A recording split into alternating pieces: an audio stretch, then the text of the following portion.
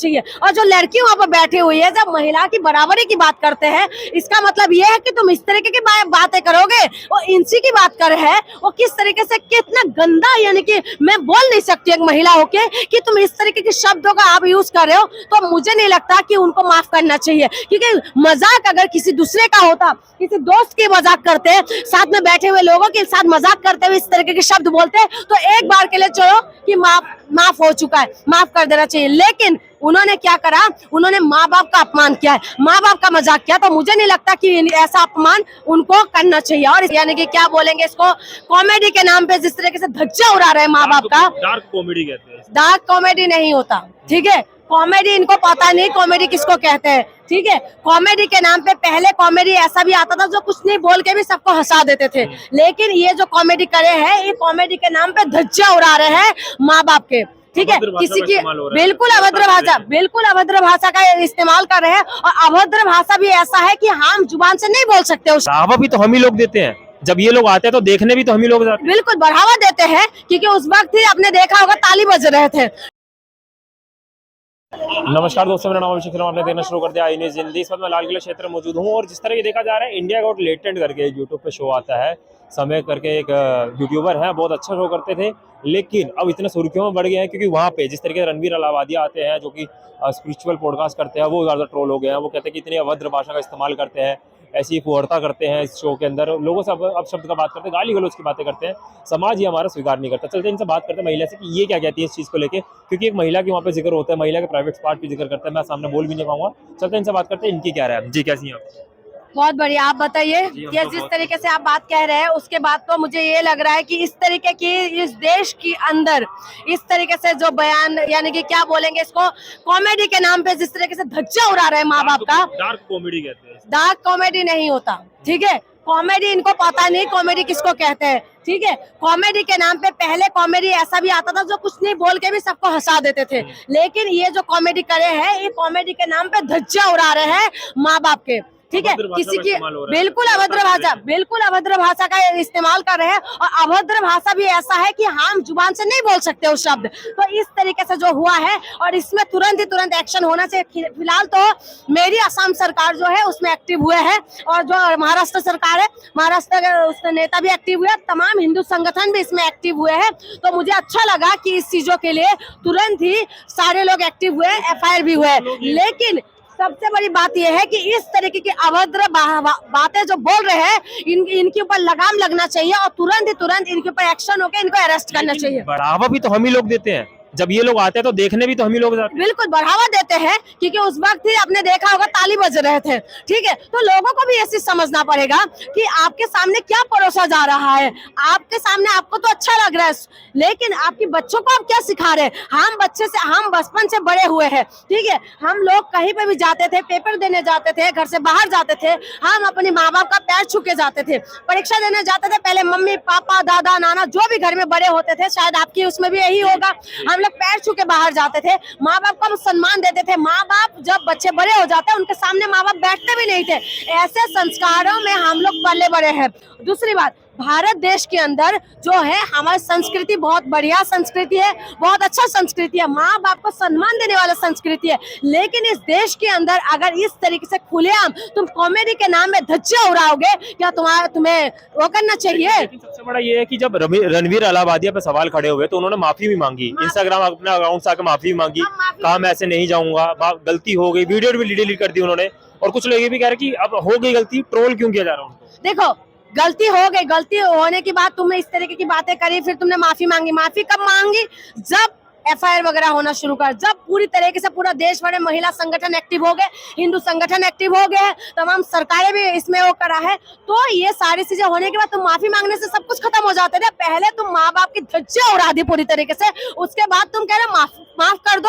ऐसी चीजों को क्या माफ करना चाहिए। मुझे तो नहीं लगता कि इनको माफ करना चाहिए। और जो लड़की वहाँ पर बैठी हुई है, जब महिला की बराबरी की बात करते हैं, इसका मतलब ये है कि तुम इस तरीके की बातें करोगे। वो इंसी की बात कर है, वो किस तरीके से इतना गंदा, यानी कि मैं बोल नहीं सकती एक महिला होके कि तुम इस तरीके के शब्दों का आप यूज कर रहे हो, तो मुझे नहीं लगता कि उनको माफ करना चाहिए। क्योंकि मजाक अगर किसी दूसरे का होता, किसी दोस्त की मजाक करते, साथ में बैठे हुए लोगों के साथ मजाक करते हुए इस तरीके के शब्द बोलते, तो एक बार के लिए चलो कि माफ हो चुका है, माफ कर देना चाहिए। लेकिन उन्होंने क्या करा, उन्होंने माँ बाप का अपमान किया है, माँ बाप का मजाक किया, तो मुझे नहीं लगता कि ऐसा अपमान उनको करना चाहिए, और इसलिए ये तुरंत एक्शन होना चाहिए। क्या लग रहा है जिस तरीके देखा जा रहा है अब शो भी बंद होगा, हाँ, समय रैना का शो भी बंद होगा। समय रैना बहुत ज्यादा अच्छा समय चल रहा था, वो बहुत ऊपर चले गए थे, करोड़पति में देखा होगा, अभी हाल ही में करोड़पति में भी आए थे। वही तो मैं कह रही हूँ, बहुत अच्छा समय आ रहा था, बहुत अच्छा समय चल रहा था, पैसे की घमंड थे, पैसा आ रहा था, पैसे की गर्मी थी, तो पैसे की गर्मी में उनको ऐसा लगा कि देश की युवाओं को, क्योंकि फॉलोवर्स भी इनके पास बहुत है, ठीक है, इनके पास फॉलोवर्स बहुत है, जिसकी वजह से उनको लग रहा था कि हम तो ऐसे भी टॉप में है, तो इस तरीके की मजाक करके हम और टॉप पे पहुंच जाएंगे, ठीक है। लेकिन ये जो मजाक है ये अच्छा नहीं हुआ, और इसमें तुरंत ही एक्शन होना चाहिए, जो मुझे लग रहा है। इस तरीके देखा जा रहा है ये भी चीजें हो गई, और उसके बाद अब देखा जा रहा है कि दिल्ली में नया सीएम बनने जा रहा है। क्या लग रहा है दिल्ली का जो सीएम बनेंगे, भाजपा जीती है, भाजपा दिल्ली अच्छे से चला पाएगी? देखिए भाजपा, अब आप कहाँ जाओगे ये बताओ?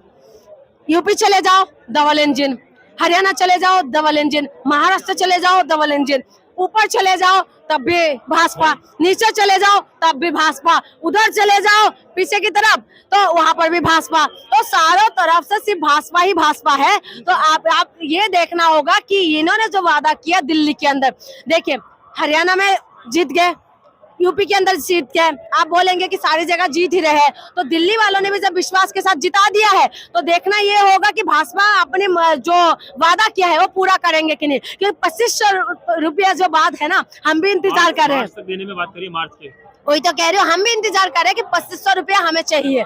2500 रुपए का वादा किया था, सिलेंडर की बात करे थे, यमुना की सफाई की बात करे थे, तो देखना ये होगा कि भाजपा ये चीजें कब पूरे करेंगे। जहां झुग्गी वहां मकान की बात करे हैं, तो तमाम जो वादा है, क्योंकि अगर भाजपा का पहले के रिकॉर्ड अगर देखें, अगर केंद्र सरकार की बात करें और तमाम राज्य सरकार की भी अगर बात करें, तो इन्होंने तमाम वादा किया था, जैसे 15 लाख के अगर आप बाहर से कालाधन आएंगे तो 15 से 20 लाख रुपए आपके अकाउंट में आ जाएंगे, इस तरीके के बयान दिए थे अमित शाह, ठीक है, वो तो जुमला बोल दिया। 2 करोड़ रोजगार की बात करे थे, और रुपया का रेट बढ़ने की बात हो रहे थे, ठीक है, महंगाई कम होने की बात हो रहा था, महिला सुरक्षा की बात हो रहे थे, तो रेट बढ़ने की बात हुई थी यार, रुपया का रेट बढ़ने की बात कह रहे थे, और डॉलर का रेट कम होने की बात कर रहे थे, ठीक है, उल्टा हो रहा है, ठीक है, उल्टा हो रहा है, सारी चीजें उल्टा हो रही। मैं कह रही हूँ महंगाई कम होने की जगह महंगाई बढ़ गया है, ठीक है। तो आप ये कहेंगे कि आप भाजपा जो है, अब दिल्ली के अंदर जो चुनाव हुआ, क्योंकि दिल्ली में मैं जब से मैंने होश संभाला और जब से मैंने राजनीति को समझ में आए, तब से मैंने दिल्ली में अरविंद केजरीवाल को देखा है, और केंद्र में मैंने बीजेपी को देखा है। तो अरविंद केजरीवाल का जो सरकार था, वो मुद्दे पे बात करते थे, इधर उधर दाएं बाएं नहीं घूम रहे थे, वो स्कूल शिक्षा स्वास्थ्य की बात करते थे, वो मोहल्ला क्लिनिक की बात करते, वो फरिश्ता योजना की बात करते थे।